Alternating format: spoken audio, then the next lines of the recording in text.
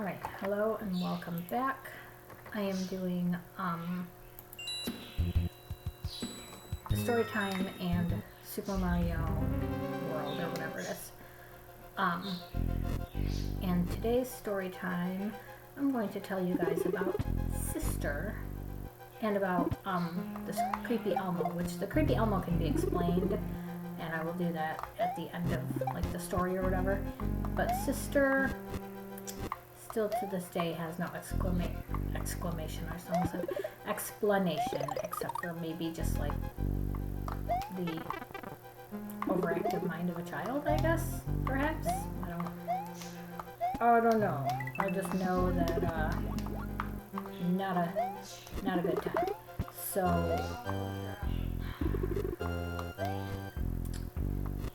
when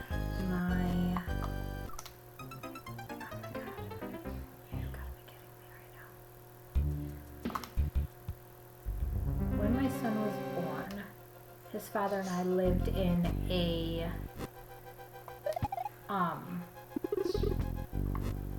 an apartment that was inside of what used to be a funeral home. And it was like, I'm pretty sure that where we lived had been like the parlor, like where like the casket was, because there was a fireplace in the bedroom and it had like these French doors. So I think that that's like what it was. And when you first walked in the door, there was like the little entryway, and then there was a door on, a door on one side that went to the, a door on one side that went to the upstairs, like for the upstairs unit, and then a door on the other side that went to just like this little small apartment, and then straight ahead was our apartment. It had 2 bedrooms, and it was fairly decent size. It was a good size place. Okay, I'm so over this. And we lived there together until my son was a little over a year, and then we split up, and he moved back in with his parents, and he let me and Matthew keep the apartment. And pretty much about when Matthew learned how to walk, he would stand at we had like a baby gate. You've got to be kidding me. I'm sorry. I'm so over this. I'm very annoyed that I have to do these levels over and over and over again. I'm gonna go do something real quick. I'm gonna go farm some lives again. And actually, you know, I'll pause it while I do this, and then maybe I can stop saying long enough to fully tell you guys this darn story. Okay, sorry about that. So, anyway, we were living in this funeral home, and as soon as Matthew started to walk, we put a baby gate across the kitchen so that he wouldn't so he wouldn't mess around.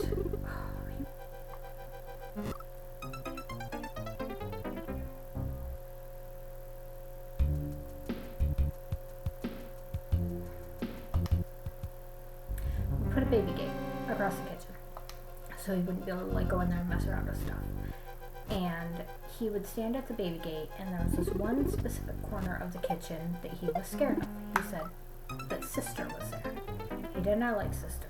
She was not somebody he enjoyed. And of course we didn't know what Sister was. He would point and say Sister, scared of, Sister scary, Sister, whatever, just random things about Sister. And we just kind of chalked it up to like an active imagination, okay? But then I'm gonna say, oh, okay, so his dad and I, I'm gonna go get some sort of like light power or something like that, like a fire flower or something. But his dad and I split up, and so it was just me and Matthew living there. And it was sort of like how I'm sitting now, like a chair facing the computer, and the kitchen would have been behind me. And Matthew used to like to sit on my lap on this computer, and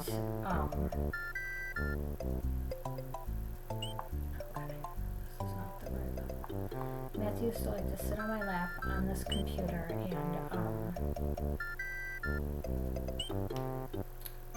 play this one Dora the Explorer game. Okay, so there's nothing here. Play this one Dora the Explorer game. I was like, I want to sit like on the Nickelodeon website or something like that. And so I'm sitting there and I'm trying to get this game going for him. And he's standing in my lap, because you know, he's just like a little like year and a half old baby. And he's standing in my lap, and he's looking behind him. And all of a sudden, he gets the scariest look I've ever seen in my entire life on his face. And he like screams, no sister, don't get mommy. And so of course I whip my head around and look behind me, and I don't see anything there, but Matthew sinks down into my lap and says, shoo. Okay. Fuck that. I'm never turning my back to that kitchen again. And after that I would not turn my back to the kitchen, and I still to this day do not know what would have happened if I wouldn't have whipped my head around the way I did. Probably nothing. Because, you know, it was probably fine, but like, probably, you know what I mean? Like, what is that? I don't know. It was terrifying. But then, of course, I didn't, you know, immediately pack my bag and move out, like I should have, but, you know, it was a cheap place, so, I was a single mom. But, later on, I had this roommate, Sam, who, are you kidding me right now? I went through all that so I could get, like, a fire flower or something, and I got nothing. I died. Oh, I didn't actually die, but, you know. Anyway. So I had this roommate, Sam. I actually met her because after my car got smashed, which I'll tell you guys about in the next story time. That one will be about my car accident. But that girl, Sam, lived with me, and we had this, like, at the time, the way visitation worked with Matthew's father is he only took him every other Saturday, like, overnight, and then every other Saturday overnight, and then just every Wednesday, and that was it. That was all of our visitation, was just Wednesday and Saturday. And this was on, I want to say this one was on a Saturday. Me and Sam, it was storming outside. We were just like laying, she was laying in the bedroom and I was laying in the living room on the couch. And all of a sudden there's this huge clap of thunder, and then the power goes out. And, Matthew had this Elmo doll. This, it wasn't a Tickle Me Elmo, it was something else. It was like Hokey Pokey Elmo or something. I don't remember exactly what Elmo it was. I just remember it was an Elmo. And it, like, there's this big clap of thunder, power goes out, and all of a sudden Elmo says, "Hi, do you want to play with Elmo?" And I was like, "No, Elmo, I do not," and that's creepy. And he was like, or then the power comes back on, or Elmo says, "Okay, Elmo will play with you later," and then the power comes back on, like immediately. It was like something out of a freaking horror movie. And I know, like, logically, that I'm sure that when the power went out and like the huge like clap of thunder that happened right before the power went out, was just, or the huge clap of, oh my gosh, please stop, oh my gosh, how do I make this stop? Oh my gosh, are you kidding me?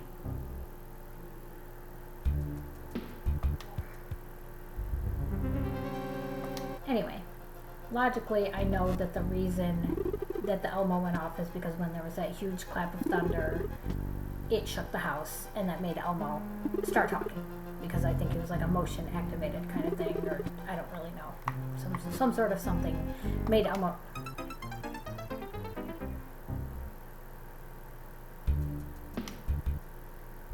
I'm gonna end up rage quitting. Anyway, some sort of something made Elmo. Something like that made Elmo talk. And I know that logically, but it was still freaky. And I'm gonna tell you right now, the next morning, because Sam pipes up from the bedroom, she's like, did Elmo just talk? And I was like, yep, he sure did. She's like, that's creepy. Sure is. So then of course the next morning, we absolutely took that Elmo doll and got rid of it. And thankfully it was not one of my son's favorites because it was never allowed in my house again. Are you kidding me right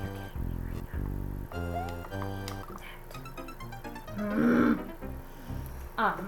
But yeah, so that's my sister's story and my creepy Elmo story. Those are honestly the only two stories that I have from that like funeral home apartment place. And I don't know,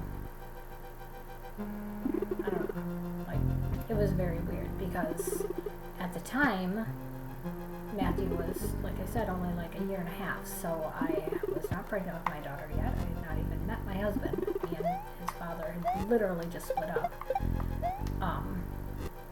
And so, I mean, you know, maybe it was that kind of thing. You know, maybe he was just like, confused about his dad not being there anymore. I don't know. I don't really know how that affected him being that young.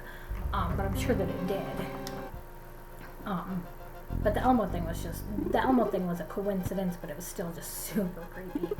Like, that one's probably my favorite because logically I could explain it, but it was still just perfect timing on that thing, just laying right there in the middle of the floor going off.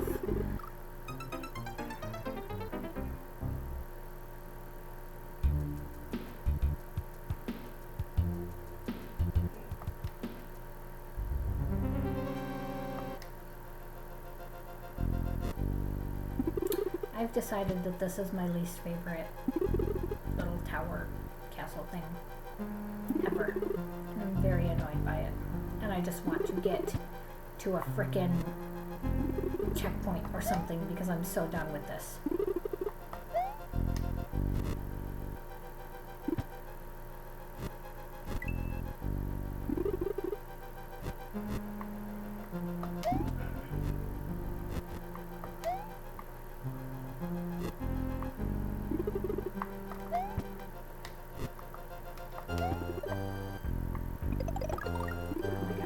Frickin' finally, Jesus.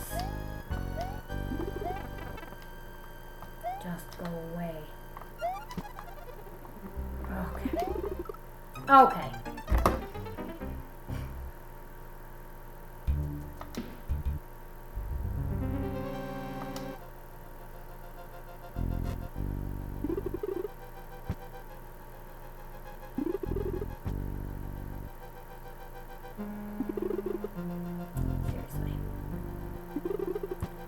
People are gonna see this one and think that it's like, oh, and think that it's like an extra long, like really good story time when really it's just me sitting here in silence because I'm so annoyed because I can't beat this stupid very first part of this and I'm not even that far into this game and I'm so over it already.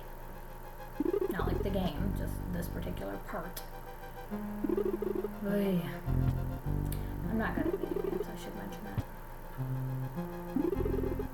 But also, did anybody see the, like, trailer or whatever for the new Kingdom Hearts game? Like, I have not played any of the Kingdom Hearts games, but I've always wanted to. I just don't have, like, whatever. I don't know. Can you play it on, a Nintendo Switch? I don't actually know if that's something that, can be done.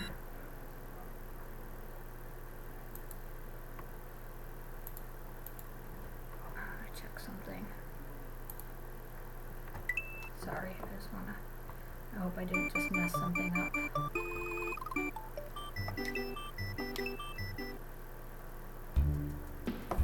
Frick, yes I did. Let me see something. Oh, open state. Never mind.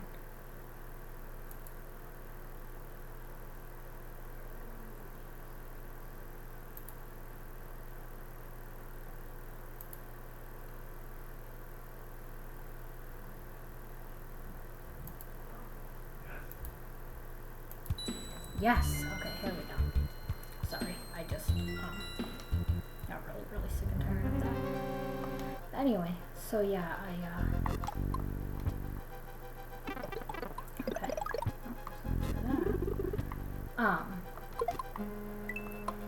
Anyway, yeah, I don't know what the heck I was just saying. Oh, Kingdom Hearts.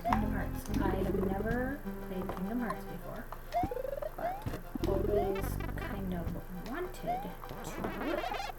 And I don't know if it is available for the, son of a gun. If it's available for, or not the PlayStation, I don't know, PlayStation. If it's available for the, whatever it's called, the Nintendo Switch. But I definitely would be interested in, oh, thank goodness. Please tell me that there's going to be a freaking checkmark thing here somewhere. I will cry my eyes out if I have to do that word all over again. But yeah, I've always thought that Kingdom Hearts looked like a really cool game. And oh, please don't die. Okay, I'm ending this here. I'm going to get back to the spot, and I will. Yeah. I'll see you guys in the next video. Please like this. This is so bad. Bye.